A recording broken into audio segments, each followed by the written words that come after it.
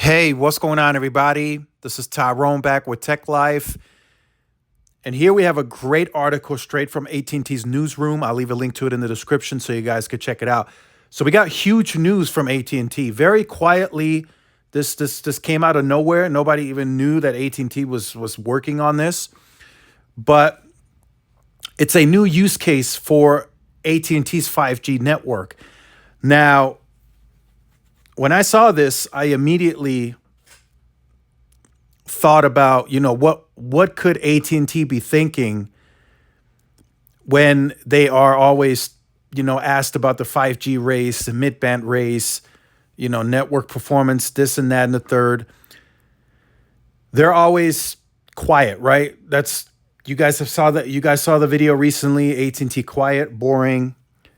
But it seems that they're doing stuff a bit different, right? They're not going to join the fight, right? They know they're behind Verizon and T-Mobile. They know that they're not going to do fixed wireless access to the same scale as Verizon and T-Mobile because there's no need. They're approaching 30 million households with fiber. So they're not going to do fixed wireless access to the same scale, but yet they need a return on investment on the amount that they spend on the C-band and the DoD. So they've been quietly in the lab creating a use case. And in this case, it's a digital in-helmet display. And this is great for the kids that are playing football that are deaf. They wear the helmet, they see the little screen, they can now see signals from the coach, like, timeout maybe, the next upcoming play, whatever the case may be, they can now see it on a little screen. And I think that's a huge deal. And this opens up the door for college football, NFL, some of the other pro leagues in Canada and in other places. So I think this is a big deal. And this shows you what AT&T is really focused on. They're not really focused on being a part of the fight, right? They don't want to be like, oh, the pop's this, we're going to spend X amount this. No, they are wanting to monetize. They need the return on investment. And that's what they're working on. They're in the lab working on use cases. They're not out there in the dogfight trying to see who can have the most pops by, X amount of years, They're trying to monetize the connection. Get some of the dough, the money, the return on investment. That's what they're looking at. And this should get investors excited. Outside of fixed wireless access, we haven't seen any other use case from T-Mobile.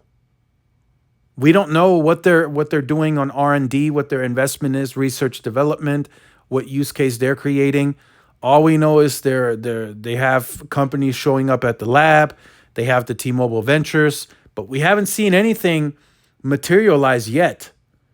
AT&T beat them to the punch on that, and AT&T likely has patents on this helmet.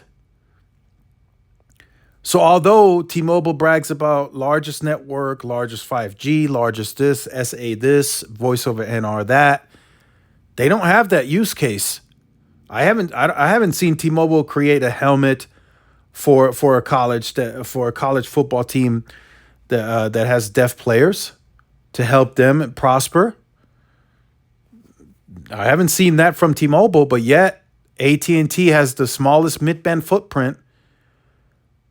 Right, they'll get to 200 million pops covered with C-band by the end of year, but they have a use case that possibly could lead to monetization. Right, you gotta buy the helmet itself.